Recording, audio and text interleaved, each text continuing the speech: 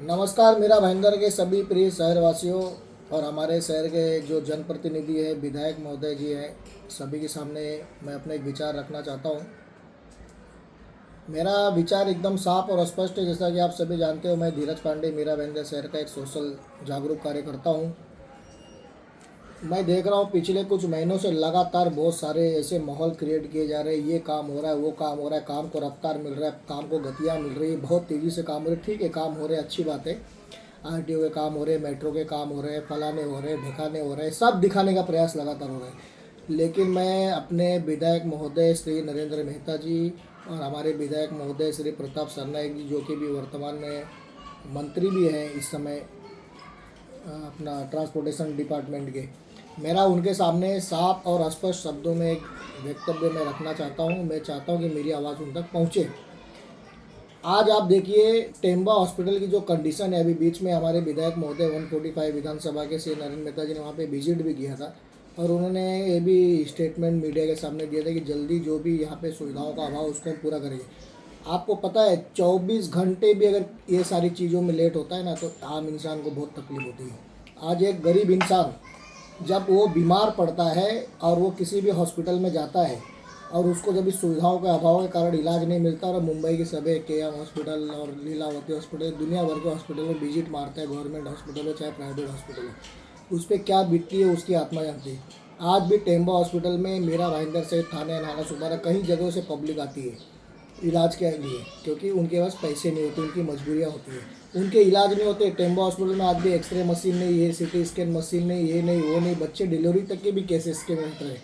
सीधा ये लोग क्या करते हैं, कोई भी पेशेंट आता है, थोड़ा भी इमरजेंसी लगता है तो ये डाइवर्ट कर देते हैं पेशेंट को। मैं चाहता हूँ कि हमारे जो दोनों विधायक हैं एक दिन के लिए गरीब बन जाइए, हमारे जैसे गरीब, जैसे हम लोग गरीब लोग हैं ना, हमारे जैसा गरीब बनिए। और उनके साथ है ना धीरज पांडे स्वयं स्वतः उनके साथ में आने को तैयार है। आपके साथ पैदल चलेंगे हम किलोमीटर। आप जो लग्जरी गाड़ियों में, एसी गाड़ियों में घूम के जो नेतागिरी करते हो, मैं चाहता हूँ नेतागिरी छोड़ के आम आदमी बनिए, क्योंकि आम आदमी आपको इसीलिए जीता खिलाया है। हमारे साथ चलिए, धीरज पांडे आप दोनों नेताओं के साथ में रहेगा। 5 रुपये का बस का टिकट निकाल के लेके चलूँगा, 5 रुपये का ट्रेन का टिकट निकाल के लेके चलूँगा। जहाँ पैसे नहीं रहेंगे वहाँ पैदल लेके चलूँगा। आप अपनी वेशभूषा भी बदल लीजिए और मेरे साथ चलिए। लोकल पुलिस स्टेशन में भी मैं आपको दिखाता हूँ कि एक आम आदमी की शिकायत पे कितने नाटक होते हैं। हॉस्पिटल में एडमिट के नाम पे भी कितनी तकलीफें एक आम आदमी को उठानी पड़ती है। ऐसी कई शिकायतें किसके पास आती पता है? हम लोगों के पास आती, क्योंकि आप लोगों के पास तो वक्त ही नहीं है। आप लोगों ने तो ऐसे पीए बिठा के रखा है कि जो आम आदमी आपसे मिल भी नहीं पाता है, उनकी शिकायतें भी आप लोगों तक नहीं पहुँच पा रही है। तो आप लोग इतने बड़े पावर में आज जो पहुँचे हम आम नागरिकों के माध्यम से, तो उसका सलूशन क्या है? कब आप लोगों को न्याय दिलाएंगे? कब लोगों की ज़रूरतें पूरा करेंगे? आप दुनिया भर की नेसेसरी चीज़ें ज़रूरी जो है वो पूरा कर रहे हैं, ठीक है, लेकिन एक आम इंसान की मूलभूत समस्याएं क्या होती है उसको आप लोग कब समझोगे? आम इंसान की मूलभूत समस्या है घर, आवास, पानी। ये दो चीज़ उनकी मेल मूलभूत समस्याओं के अंतर्गत आती है। उनको अन्न रोजगार आप दो या मत दो, लेकिन ये दो चीज़ें तो कम से कम करके दे सकते हो तो दो। आरोग्य से रिलेटेड चीज़ को लेकर आज कई वर्षों से शहर में समस्याएं चल रही है, आप कब करके देंगे इसको? तो मेरी आपसे आशा है, उम्मीद करता हूँ आप 24 घंटे के लिए एक दिन गरीब बन जाइए, आम इंसान बन जाइए, अपनी वेशभूषा भी बदल लीजिए और मेरे साथ में आइए। मैं आपको अपने साथ पैदल लेके चलता हूँ। जहाँ जरूरत है वहाँ 2-5 रुपये का टिकट खरीदेगा, नहीं खरीदेगा तो 10-10, 5-5 किलोमीटर आपको पैदल लेके चलता हूँ। मेरे साथ चलिए और आम इंसान बन के जिस दिन अपनी वेशभूषा को बदल के आप शहर की समस्याओं को देखोगे, आपके कान खड़े हो जाएंगे और शहर की जनता की जो समस्याएं जो आप तक नहीं पहुँच पा रही वो आप तक पहुँचेगी और आपको समझ में आएगा कि हमें इस विषय पर काम करना चाहिए। मेरा आपसे कोई व्यक्तिगत दुश्मनी नहीं है।